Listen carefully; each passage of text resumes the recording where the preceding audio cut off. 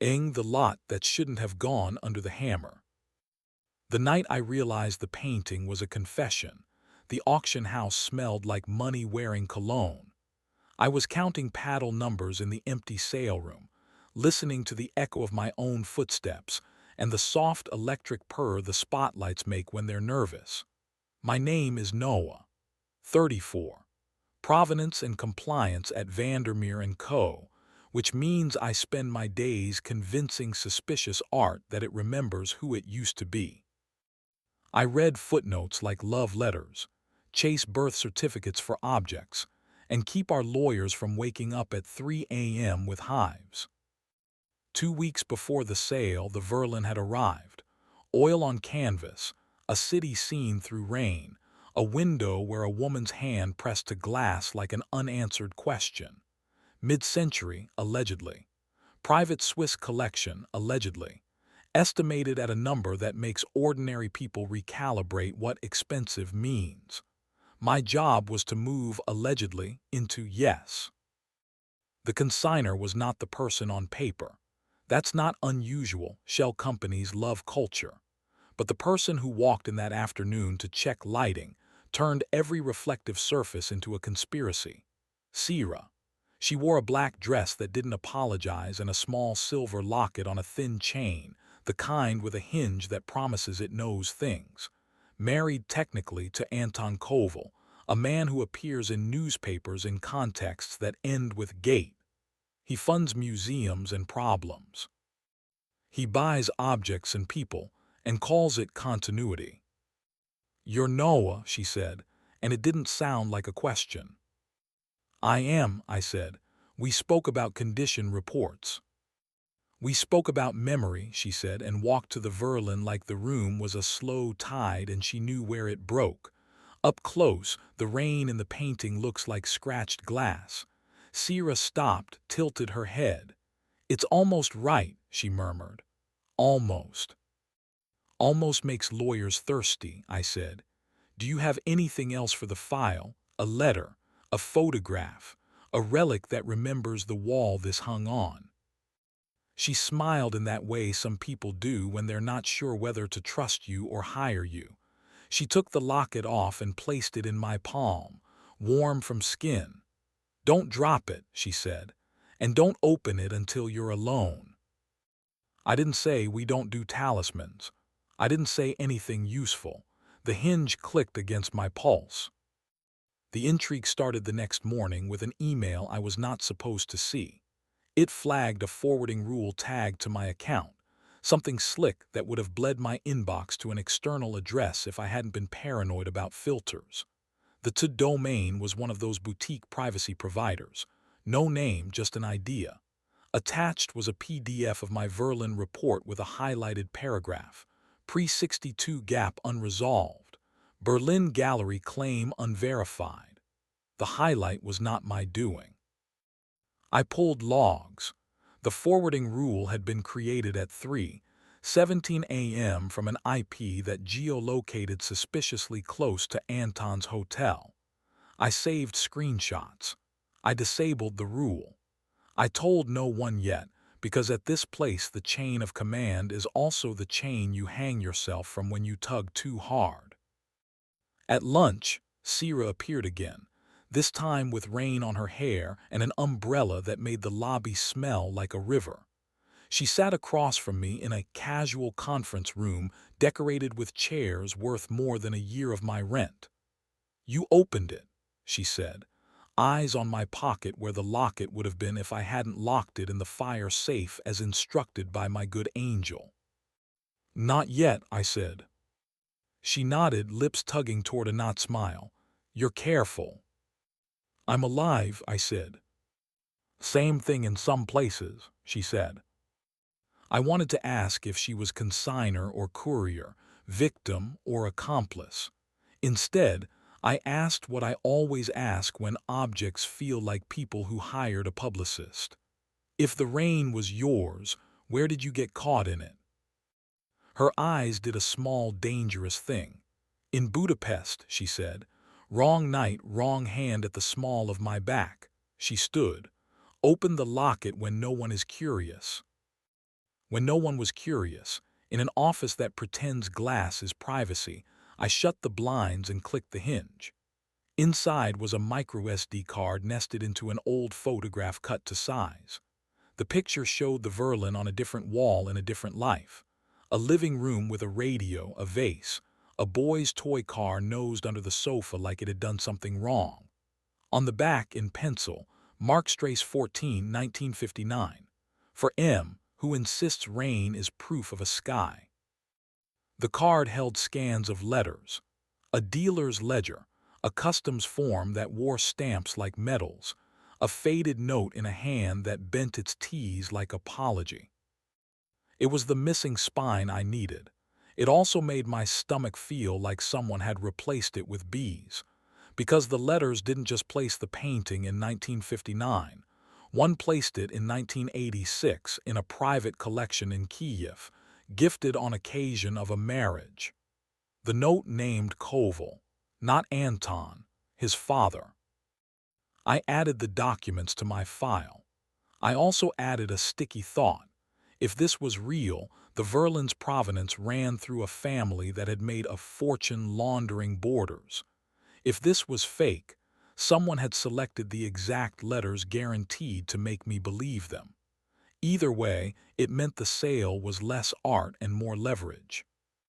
The first real betrayal showed up as a phone in my drawer that wasn't mine. We all use loaners for clients who want to text shadow instructions about lighting or seating or how to make other bidders feel poor. This one buzzed with a message at midnight. Back stair, east wing. Blue door. No cameras. Then, bring the locket. I told myself to sleep. I told myself to ignore it. I told myself every sensible thing, then took the stair anyway because I am not built to let mysteries survive the night. The blue door led to a maintenance corridor that smelled like old dust and new paint. Halfway down, where the overhead fluorescents flicker like they've been asked to keep a secret, Sierra waited with her hair in a knot and a dress that would have made invention unnecessary. "I didn't send the message," she said. "Someone used your number," I said. "Someone uses everything," she said, and stepped closer until the paint smelled like her instead. She looked at my mouth, then my eyes, and I realized how long it had been since someone made me feel like a door they had decided to open. "Noah," she said, a softness that didn't feel like weakness. "We are in a professional hallway," I said, which is not a sentence anyone has ever admired. Her smile erupted, and then she held it. "And what if I just needed to know if you'd come?" "You could have asked." "I did," she said, "in a language you understand." We did not kiss. We practiced not kissing like a discipline. She touched my shirt between the buttons, careful, and asked, "Still there?" Without specifying what there meant, sanity, restraint, pulse. I said, "Still," which was accurate until it was. The next morning, my director called me in, our head of sales, a woman named Margot who wears beige like war paint. On her desk, a printout of the same email rule I'd killed.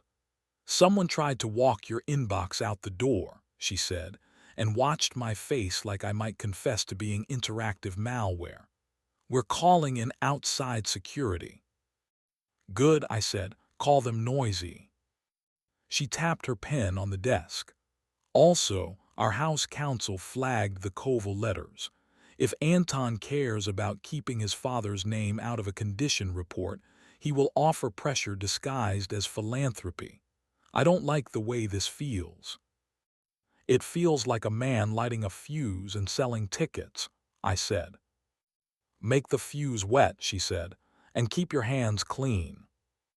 That afternoon, Anton performed a surprise tour for 3 journalists and a donor who keeps a yacht to avoid taxes and courtesies.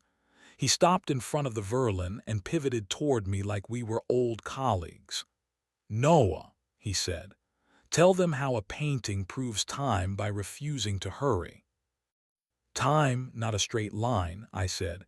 "It's a stubborn loop. Provenance is what keeps the loop from strangling us. He liked that. Men like him love words that make their vices sound like metaphysics. My father would have enjoyed you, he said.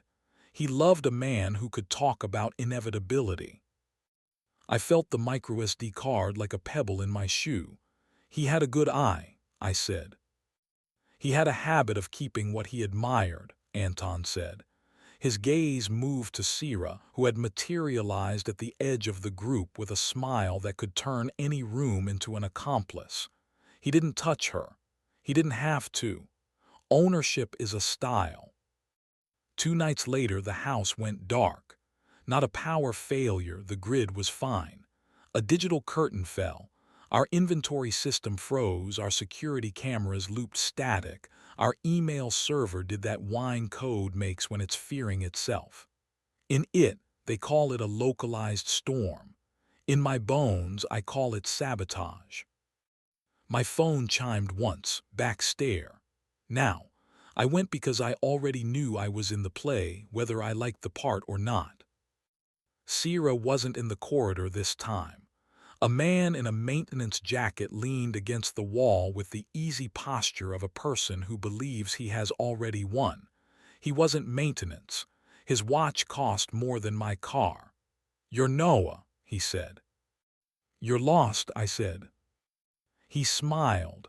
"You're going to move the Verlin off the block," he said. "For its own good, for the institution. Let the night pass. Let the story breathe. Put it into private treaty. No fuss." "Who asked?" I said. "Anyone who pays attention," he said. "Consider it a civic favor." "My civics teacher would disagree," I said. "She liked transparency." He stepped closer. "We're old friends, you and I," he said, "which is how people lie when they plan to pretend later they offered help. Don't make me escalate this to your bosses. They'll choose the checkbook." "I don't work for checkbooks," I said. "I work for spreadsheets. They're less sentimental." He laughed short. "I like you. That's inconvenient." He slipped something into the pocket of my jacket and walked away without looking back. In my hand, in the weak light, a tiny crescent sticker like a signature. I peeled it off and stuck it on the underside of the handrail.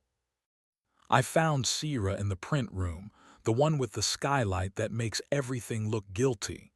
She stood with her hands on the table like she was holding the world still. "They want it quiet," she said. "So they can sell it loud later," I said. "Your locket saved us." "My locket is bait," she said. "I gave you the truth and they planted cameras to catch you telling it." "Who they?" "Men who treat consequence like a party they don't have to clean up after," she said, and something sharp moved behind her eyes. "And my husband. He thinks owning the room is the same as being the room." "Is the painting his or your father-in-law?" I asked. "It's mine," she said decisively, "because I am the person in the window behind the rain, because I have stood in rooms and pressed my hand to glass and waited for someone to decide if they were brave or bored." She looked at me. "Which are you?" "Hungry," I said, and she laughed, and it was not a safe sound. We kissed then, the kind of kiss that is a draft of a longer letter, heat contained enough to avoid combustion and reckless enough to brand the mind. My hand at her jaw, her fingers at my collar, a tug that negotiated future terms. We didn't make the print room complicit. We let our breath fog the air and then we behaved. YouTube would approve. My pulse wanted a content warning. Sale night. The room wore its best faces. Cameras behaved. Lawyers loitered. Anton arrived late, tying his bow tie like he expected applause. Sira slipped into a front row seat and didn't look at me. My headset hissed with small dramas. Lot 23 wants a crate. Lot 18's underbidder is on a plane. The auctioneer needs water and reassurance. When the Verlin came up as Lot 27, the room inhaled. Bidding opened brisk. I recognized the usual choreography, paddles moving like polite fans, a phone clerk doing that listening to a billionaire face, a man in the third row lifting his chin in half increments the way people do when they don't want the world to think they want anything. Then a paddle in the back raised and the room changed pressure. The number leapt. The phone clerk blinked, smiled to her invisible buyer. Anton smiled too, but not at the price, at the game. My headset clicked with a voice from it. "We're clean," she said. "But someone tried to mirror the camera feeds to an external server. We blocked. I like being employed." "Me too," I said, and kept my eyes forward. At a tangle of numbers I will never earn in my life, the bidding paused. 2 paddles left. The man with the chin. Sierra phoned to her ear, not bidding but listening.